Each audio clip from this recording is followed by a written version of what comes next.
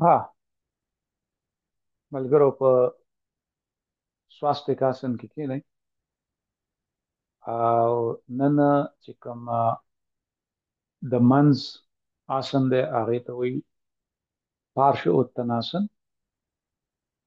دا به د منځ آسن وګرځوو او د هغې نه چاپېره به بیا آسنز کوو او هغې له به بیا راځو. نو د منځ آسن چې دی هغه دی پارش اتناسن. نو راځئ چې لومبی پارش اتناسن وکړو او بیا وګورو چې د نور آسن سره دی څنګه کېږي. لومبی پښپو کې 3.5 فوټه یا 4 فوټه فاصله. نو تاسو کو ټوپ نه وهئ نو خیر دی، خو چې 3.5 فوټه یا 4 فوټه فاصله وي، کله چې تاسو دا لاس دغسې نیغ کړئ نو په دې حالت کې هم چې کوم دی نو یو څو سیکنډه ایسارېږئ، پنجې لږې دننه پوندې لږې بار فاصله او دا لاس بالکل نیغ د لاس ګوتې خوارې. نو دا آسن نه دی زموږ چې کوم د منځ آسن دی، خو هغې ته ځو. اوس ښیښ په بار او بس ښیښ په دننه لاول خو دا دواړه لاس چې کوم دي دا پورته کړئ. صحیح شو؟ پوندې لږې بار او پنجې لږې دننه. اوس ښیښ په بار او بس ښیښ په دننه او ورسره که دا خپم چې کوم دی نو بیخي د خپې سره په سیده کړي او تولم نه وي سمه، نو خیر دی دا خپله ده د هغې د لاین نه جدا کړه. نو اوس آسن دا دی بل دا ده چې دا ګس کوناټۍ چې دی که ښي لاس ته کوو نو ګس کوناټۍ پکار ده چې مخې ته لږ راتاو شي، یعنی ستا سینه بالکل ښي لاس ته وي. او چې څنګه په ښکته ځو دې کې به مونږ په ښکته ځو لاس سیده، نو لاس په سیده ساتو او ځو سا پرېښودو سره او لږ غونته به وجود ښي لاس ته تاو کړو. نو په شروع کې به تاسو ډېر ښکته نه راسئ، دلته هم دا دواړه لاسونه کېږدئ، خو ملا نیغه او بره ګورئ، مخام بره ګورئ، پکې ځنه سیمونه لري. نو که دا لاسونه دواړه دلته کړئ او که دلته رسي هر ځای ته چې رسي، خو چې ملا هم نیغ او سټ په ولو کې مه منډئ. اوس که بعضې خلکو دپاره دا مسانئ چې یاره ځان ته 2 خښتې کېږي او کله چې مونږه زه به د دې ځای نه به شروع وکړو. دا خښتې د خپې نه یو خوا بل خوا کېږده او چې کله مونږ ځو سا پرېښودو سره ښکته، نو کوشش کوو چې ملا هم نیغ وي او دواړه لاس په خښتو کېږدو. اوس که دا خښته ستاسو دپاره ډېره اوچته وي نو بیا یې دا دویم هایټ ته کوئ، که دا هم ډېره اوچته وي نو بیا یې درېیم هایټ ته کوئ. په خښته کې خو تاسو ته پته ده چې 3 اوچتوالی. نو دا دې شو پارش اتناسن. پارش مطلب یو خپې سره یو طرف ته، اتن چې وجود د پکې راښکلی شوی، آسن اتناسن. اوس په دې کې پکار ده چې دواړه خپې بالکل نیغ وي. که خپې هم نه نیغېږي نو خپو کې فاصله رسي واخلي. بیا دا خو د دې ملا نیغه شوه. بیا اخري د دې چې کوم خط دی هغه دا دی چې دا دواړه خښتې ته راونیسي او داسې ځان ته رانږدې کړي او سر ورسره ښکته کړي. نو صرف سر ښکته کول نه دي، دا ستا دا سینه چې ده دا دې خپې ته راورسي یا دا تندی دې دې خپې ته راورسي، نو دغه به زمونږ اخري مقام وي د آسن. نو که ستاسو پام وي نو زما هم لا نه کېږي، سر مې زنګانه لا نه رسي، خو دې کې تاسو سټ کولو کې مه مانډئ. که تاسو پکې ستړي کېږئ، زه چونکې خبرې کومه، نو تاسو پکې خیر دی دمه کوئ. اوس به چې راپاسئ نو کوشش وکړئ چې لاسونه م نیغي او خپې م نیغي او راپاسئ. بیا اوس به یې بل طرف ته وکړو چې دواړو طرف ته زمونږ پارشه التناسل وشي. صحیح ده؟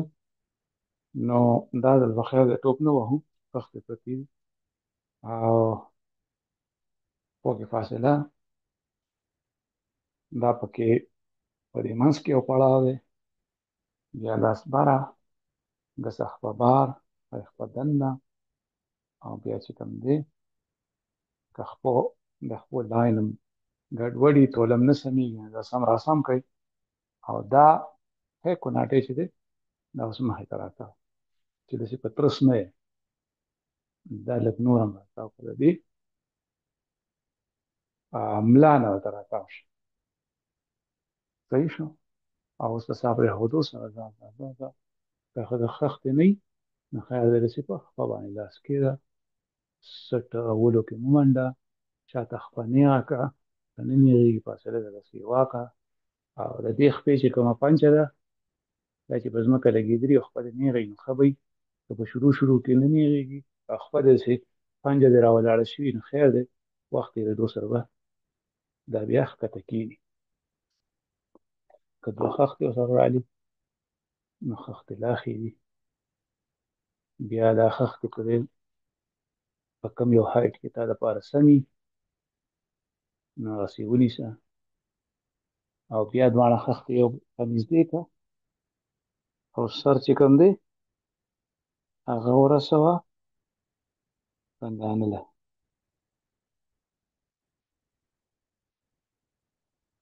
نو سر پسې خپه مه رانږدې کوه، سر خپه پسې نږدې کړه، سټ ته ولې نه وباسه او د ملا نه رابره شه. نو یو طرف ته به ډېر ښه کېږي او بل طرف ته به لږ کم ښه کېږي. نو دا د شي زمونږ پارشه التناسل. اوس راځئ چې یو څو آسن د دې په سپورټ کې وکړو. لومړی خو دا دی، لومړی آسن چې دلته دغسې یو څادر یا څه شي کېږدئ، هغې په دې څنډه باندې کښېنئ او دواړه خپې نیغې، لاسونه د دې کوناټو سره نږدې دلته کېږدئ، وجود نیغ، پنجې ځان ته راښکلې، پوندې له ځان نه لرې. اوس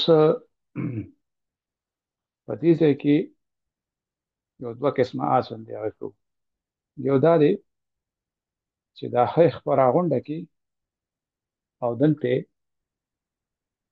داسې لکه د پرلت په شان کښېږدي، د خپې لاندې مه منډه، خو بس چې صرف د خپې تلی دې ته جنګېدلی او پونده دې چې کوم دی پونده دې بغانده کړي خو خپه د خپې لاندې نه وي. صحیح ده؟ اوس دواړه لاس پورته کړه او سا پرېښودو سره مخکې لاړ شه. اوس که خپې ته زمونږ لاس نه رسي، د وخت پس کېدای شي ورسي، نو بیا ورته یو دوپټه یا بیلټ واچوه او په دې کې ځان چې کوم دی ملا نیغه وساته او که لاس دې خوږېږي نو دوپټه یا بیلټ ته لاس ونښلاوه او دغسې سټ کولو کې مه منډه، نیغ. بیا څه وخت پس اوس دې کې دا ده که دا هایټ ستاسو دپاره کم وي،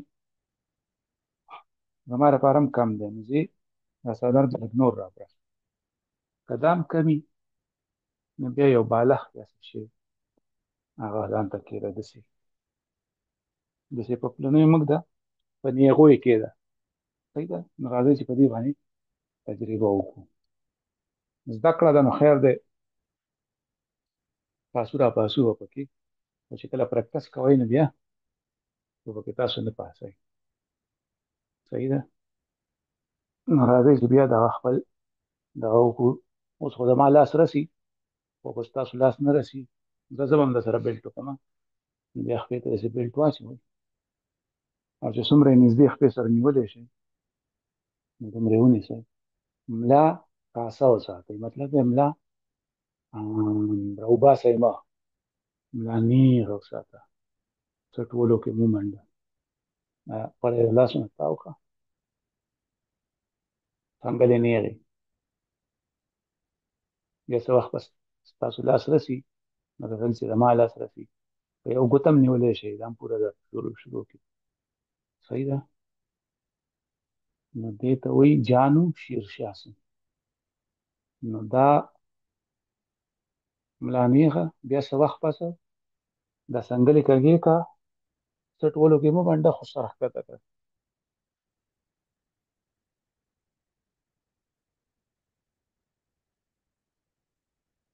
دا چې د چا بلډ پریشر وي او دا وکړي نو بلډ پریشر به ورسره، های بلډ پریشر به ورسره لږ راکم شي. تاسو پې تجربه کولی شئ. خو چې د دې بغاندو نه ځان رامات کړي او لږ ساعت پکې ایسار شي نو خپو کې به هم دردونه وي، او په هغې باندې ځان ناغرضه کوي. ناغرضه مطلب دا دی چې په کار نه دی چې ستاسو مایند ورسره تنګېږي. د وجود درد چې کوم دی نو هغه به په مزه مزه بیا ختم شي. ښه، اوس دا بله خپه جانو شیرشاسن کې، او ملا برغوي، ملا نیغه، او دا خپه نیغه، سټ د ولو نه وباسئ بهر. لږ ساعت دلته ایسار شه او بیا دا څنګلې ماتې ته رسېږي نو د بغاندو نه ځان راښکته کړه، صرف سر مه ښکته کوه، پوره د بغاندو نه راښکته شه چې ملا دې یو قسمه نیغه راته راښکته. نو که سر دې دنګانه له رسي ښه خبره ده، زما خو لا نه رسي، دې تاسو ته پته لګي زه هم لا پرکټس کوم په دې. صحیح ده.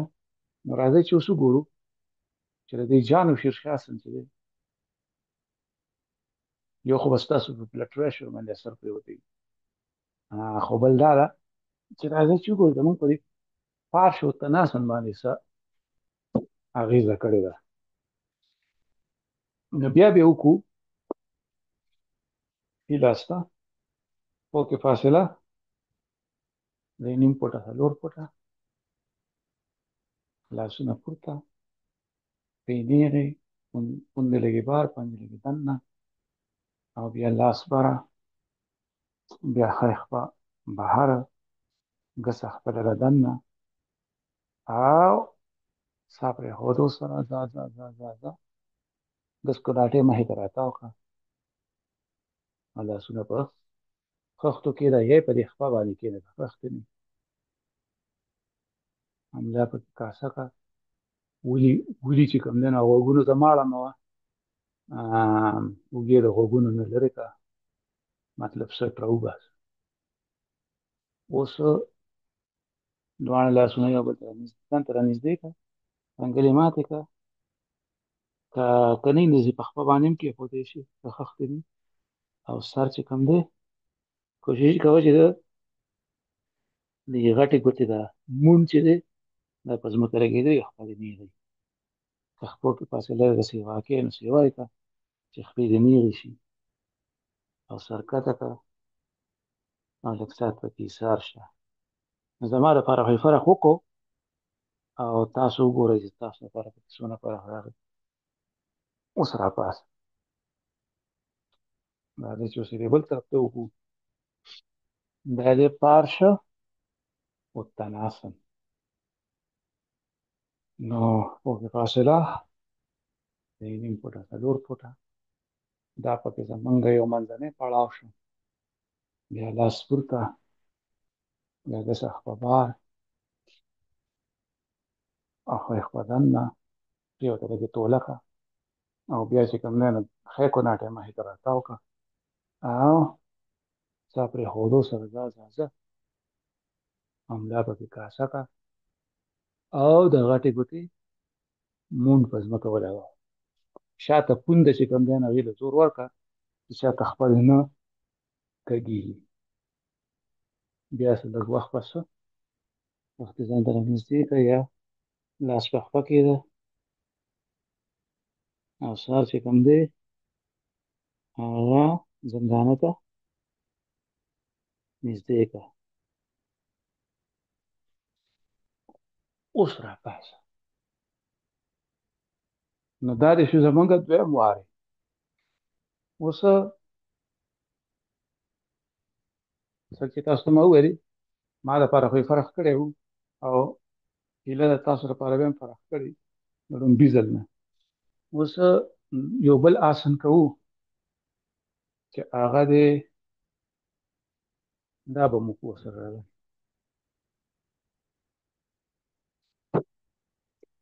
زه دا بالغ ته ځم.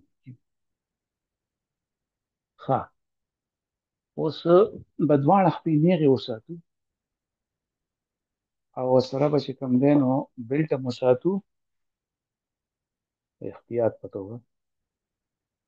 دواړه لاس پورته د لاسو تلي مخامخ او سا پرېښودو سره ځه.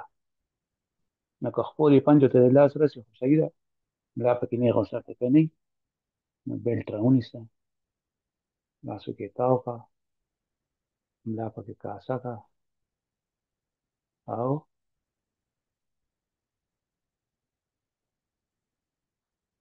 سر دولو نه را بهر کړه چې ولې ورته نه یړم چې غیر ضروري ته ورځې ځان کې ټینشن نه پیدا کړي. مخ پکې ورانی جوړ کوه، خپې بالکل نیغې پکار دی د خپو د زنګنانو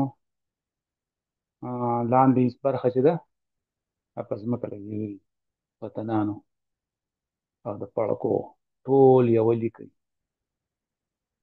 بیا اوس دواړه څنګلې ماتې کړه او سر کښته کړه.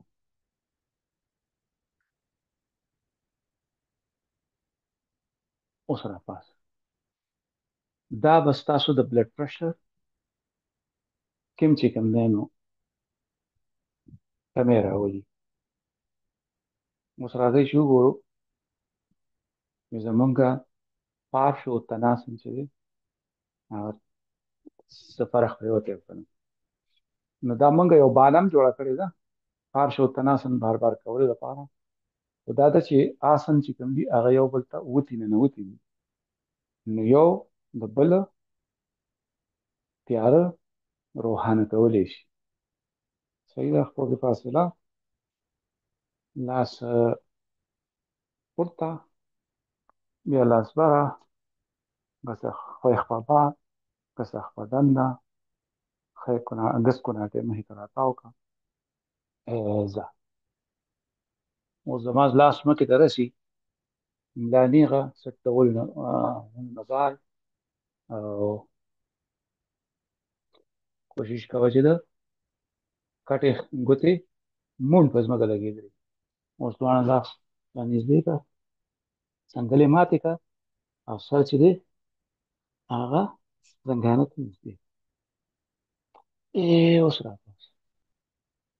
نو ما دپاره خو یې فرق کړی و او هیله ده چې ستاسو دپاره به هم فرق کړی.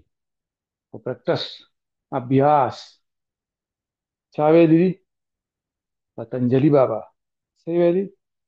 ابیاسا پریکټس دیرګه کاله د اوږده وخت لپاره. اوس پنجې لګې دننه پوندې لګې بار ګسه خوا بار لاول غلط شوی. لاول لاس پورته بیا بره بیا چې کوم دی نو ګسه خوا بار ښی خوا دنده. اوس ښی کناټې مخې ته راتاو کړه او د سا پرېښودو سره لاړ شي په ښکته. اوکې فاصله اډجسټ کولی شي کله چې لاړ شي که خپې هم نیغې نه وي نو لږ فاصله ورسره مخکې وروسته کوئ. نو لاول خو ملا نیغه سټولو نه بار او بیا سټ لاس را دننه کوئ، څنګلې به لږې کږې شي او سر به د زندانه ته نږدې شي. خپه بالکل نه، په خپه باندې کمپرومایز نه دی پکار. خیر دی که سره هم نه ښکته کېږي، خو خپه مه کوئ. دا نه چې خپه سر په سر نږدې کړئ، ځکه که خپه داسې کږه کړم بیا خو سر رسي، د هغې څه ګټه نشته. اوس راپاڅه. نو دا زمونږ درېیم وار شو، او دې کې موږ ته پته ولګېده چې یاره مونږ ته لږه لږه زمونږ دغه راځي امپرومنټ. ښه، اوس دې ته ولې پارشو تناسن وایي په یو طرف؟ نو راځئ چې تناسن وکړو. یو خو به د دې سره سپورټ ورته میلاو شي، او بل دا دی چې دا به تاسو ته پته ولګي چې دا کوم، یعنې پوره تناسن، دا خو پارشو تناسن دی، یعنې یو طرف ته او بیا بل طرف ته. نو پوره تناسن څه دی؟ دې کې تاسو خپو کې دونه فاصله پیدا کړئ لکه د پوړ ده، یا دونه فاصله پیدا کړئ څومره چې ستاسو د کناټو ترمنځ، د دې هپس ترمنځ فاصله. صحیح ده؟ یعنې خپې نیغې، بیا لاس پره او تلي مخامخ، او بیا چې کوم دی د سا پرېښودو سره د بغاندو نه په ښکته ځه ځه ځه ځه ځه، لاس هم ځوړند، سر هم ځوړند، خپې بالکل نیغې، پنجې لږې دننه، پوندې لږې بهر. نو دا دی تناسن. ګریویټي له اجازت ورکړه چې سم دي، چې سم ځوړند دي چې په ښکته یې راکاږي، سر، لاس، څنګلې، سینه، وجود، ټول هغه چې ځوړند دي پرېږده چې د ګریویټي سره وزانګي په ښکته. دا بغان دي چې دي د دې نه ځان رامان کړي. بعضې وخت کې پکې ته دا یو څنګل او دا بل څنګل هم نیولی شي، او که لاس دې ځمکې ته نه رسي نو خیر دی، بیا ورته مه رابړوه، بیا په مزه مزه ورسي. دا دې شو تناسن. صحیح ده؟ نو دې کې هم که ته د یو منټ دوه ایسار شي، نو دې سره هم ستا د بلډ پریشر مسالې ډېرې ښې شي، او روزانه یې کې نو دا ګریویټي چې ده، د دروندوالی، دا به تا ته ګټه وکړي. اوس راپاڅه. دا دې شو تناسن. او دا مونږ چې کوم د منځ ټکی ګرځولی دی هغه دی پارشو تناسن، ځکه چې مونږ یې نیمګړی یو خوا وکړو او بیا بل خوا پوره کړو، نو هغې ته وایي پارشو تناسن، یعنې په یوه خوا. راځئ چې وګورو چې په هغې کې څه فرق راغلی دی. دا ځل به خښتې نه کړم، او خو کې فاصله ټوپ هم نه وهو. اوس دواړه لاسونه د اوږو په سیټ کې، بیا دواړه لاسونه پورته، او خبار ګس خپدن نه ځان ورته توله کړه، ګس کناټې مخې ته راتاو کړه، او د سا پرېښودو سره د بغاندو نه ځه په ښکته، او چې کوم ځای کې پورې د ملا نیغه پاتې کېږي هغه ځای کې لاس ولګوه.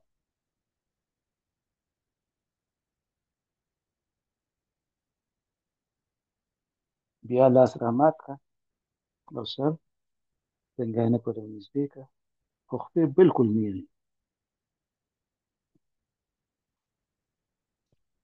اوس راپاڅه. دې کې به یې توله خرابېږي، او توله برابر ساته. اوس به دې بل پله وکړو. لاس د اوږو په سیټ کې، بیا لاس پورته. د دې هم خپل خپل نومونه دي، خو هغه زما د پام نه وځي دې وخت کې، او زه نه غواړم چې ډېر وخت په هغې باندې سوچ وکړم دې وخت کې، خو بیا به تاسو ته ولیکم. دا به ولیکو. ښه، اوس ښی کوناټۍ مخې ته راتاو کړه، خو کې فاصله لږه نور هم سیوا کړه، که سیوا کېږي. خپې بالکل سیده، سا پرېښودو سره ځه په ښکته، او کوم ځای پورې چې ملا سیده پاتې کېږي او خپې هغه ځای پورې لاړ شه. سټ ولو کې مه منډه، او زما یو طرف ته ښه کېږي بل طرف ته ښه نه کېږي او کېدای شي ستاسو هم دغسې علي پرکټس سره به بیا څه شو بیاس اوس څنګلې ماتې کړه او سر چې کوم دی نو هغه خپل زنګانه ته را نږدې کړه خو ښی خو دا ډېر مخې ته راتاو کړه دا نه چې په ترش داسې نه چې داسې یعنې دا سینه دی بالکل په دې ګسه خپه باندې اوس د نیغو لاسو سره راپاسه او خپو کې فاصله ختمه کړه او راپاسه نو نن دپاره دغه پوره دی پرکټس اوس مونږ اکثر چې پرکټس وکړو نو د هغې نه پس مونږ شواسن کوو خو نن به زه تاسو ته یو داسې شواسن طریقه وښیم چې په هغې کې به ستاسو ملا ته ډېر سکون میلاو شي دغسې یو بالښت دا بالښتونه ځان له والی دا د یوګا بالښتونه دي میلاویږي به تاسو یې ګورئ پېښور کې به وي اسلام آباد کې به وي یا به کابل کې خو یا ځان له جوړولی هم شئ نو تاسو که د دې بالښت په دې څوکه باندې کښېنئ او بیا داسې ځئ ځئ ځئ ځئ ځئ او دا اوږې چې کوم دي دا ځمکې ته ورسي بیا خپې وغځوئ او خپې پرېږدئ چې یو هابلقه پرېوځي لاسونه مړه کړئ دې سره به ستاسو دا سینه چې ده دا به بار راوځي دوباره یې کومه د دې نه داسې مه راوځئ چې راوځئ ته نو ځان دې سر په داسې وښویوئ او بیا په ډډه واوړئ دوباره یې کومه چې تاسو وینئ چې ګوره د دې په دې څوکه زه کېناستم بیا چې څملاستمه نو اوږې مې ځمکې ته نه رسي زه لږ مې ځان وښویو چې اوږې مې په ځمکه ولګېدې صحیح شو زنه مې سینې ته نږدې ده خپې مې وغځولې خپې مې چې کوم دی نو مړې کړې یو خوا بل خوا لاس مې مړه کړه اوس تاسو سترګې پټې کړئ دا زموږ شواسن شو ساه اخیستو سره هم خېټه راپړسېږي ساه پرېښودو سره هم خېټه چپړې کېږي سترګې پټې کړئ زما خبرو ته غوږ ونیسئ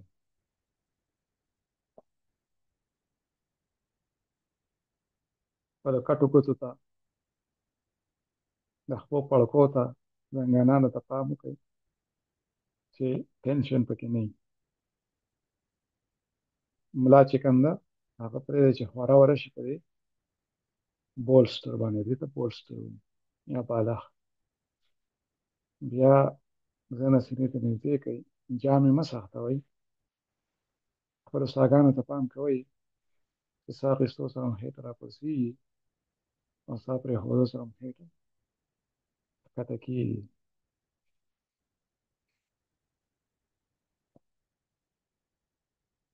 په پټو سترګو باندې سینې پلو ګورئ چې سترګې هم بره نه وي تښتېدلي په پټو سترګو باندې هم که تاسو پام وکړئ نو سترګې د سترګو ګاټې به هم بره تښتېدلي ځان د ټینشن د وجې نه ښکته راکوز کړئ یعنې سینې پلو ګورئ په پټو سترګو ژبه به هم بره تالو تاړم شوي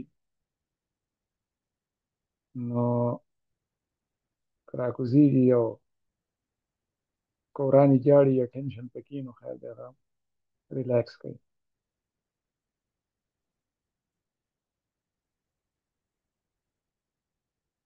لاړې پکې تېروئ ساه پکې اخلئ دې سره به ستاسو دا سینه کلاو شي لکه چې د شا نه ورته بالښت زور ورکړی دی او چې سینه څومره کولاویږي نو دومره به ستاسو ساه اخیستل چې کوم دي دا به اسانېږي نو که چاته په خوب کې د ساه اخیستو تکلیف وي یا چاته د ساه یعنې اکسیجن ورته پوره نه میلاویږي نو دې سره به ستاسو پېپړې چې دي پړپوس هغه به د هغې پرسنټیج به سیوا شي چې اوس او یا فیصد استعمالېږي یا 80%، نو بیا به هغې نه ډېر استعمالېږي. په دې وجه باندې ژوره ساه اخیستل ښه دي او بیا پوره ساه پرېښودل ښه دي. په دې دوران کې په تاسو باندې څنګه ورځ تېره شوې، چا به په پټي کې کار کړی، څه به مو حرص کړي، څه به مو اخیستي، چا سره به ترخه خبره کړې، چا به درته ترخه خبره کړې، په وړو باندې به مو غوسه کړي، د وړو مور به در باندې غوسه کړي، د وړو پلار به در باندې غوسه کړي.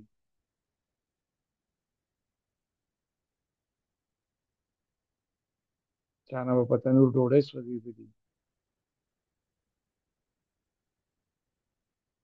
چا به خپلو ملګرو ته د نورو ملګرو غیبت کړی، چا به د چا نه قرض اخیستی، چا به په تبخي لاس تړی، څوک په یونیورسټۍ ته تلي، هلته به د ټیچرانو سره خبرې اترې شوي، ملګرو سره کینټین کې، په لاره، بس کې، رشقه کې، په سایکل باندې. ذهن ته هم کېدای شي د خپل وړوکوالي تصویر راغلی، د جومات، د ملا، د چونې، د لښتي، د اوبو، د ځنګل، د مرغو، د چرګانو، د بیزو، د ګډو، د میلو.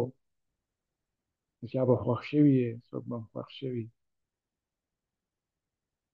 چا ته به هم ګیله کړي، د چا نه به هم ګیله کړي. دا ټولې خبرې چې دي، که دا د ذهن په پرده باندې راځي او په دې کې تاسو نه ښکېل کېږئ، هغې مطلب دا دی چې ستاسو سوچ چې دی په هغې کې order را روان دی، او ستاسو په ذهن کې به یو بېنومه خوشحالي، یو بېنومه خاموشي دې سره خورېږي. که دا کار تاسو ټوله ورځ وکړی شئ، نو ستاسو شپه به بې خوبه، یعنې خوب به نه وینئ، خوب به کوئ، خوب به وینئ نه، هغه به خاموش شي. نو که دا تاسو په خپل هغه وخت کې چې چا سره خبره کوئ او هغه وخت کې پام وي، نو بیا به مازغه ارام وي. نو دا خبرداری او دا پام چې دی، دا د یوګ برخه. نو د ویډیو د نه اوږدېدو په خاطر به زه دلته بس کوم، او تاسو یې جاري ساتلی شئ. یخپې راغونډې کوئ او سر طرف ته د دې دغه نه ځان وښویوئ، بیا چې کوم دی نو دا بالښت د ځان نه ټېل وهئ او ګس دې طرف ته واوړئ په ډډه، ګس لاس ولګوئ راپاڅئ. نو دا دی چې زمونږ بیا په سواستیکاسن کې کښېنئ، صرف د خپل وجود لږه ننداره وکړئ، که سترګې پټوئ، ژوره ژوره ساه ورسره اخلئ نو واخلئ. او د نن دپاره دغه زمونږ پرکټس شو.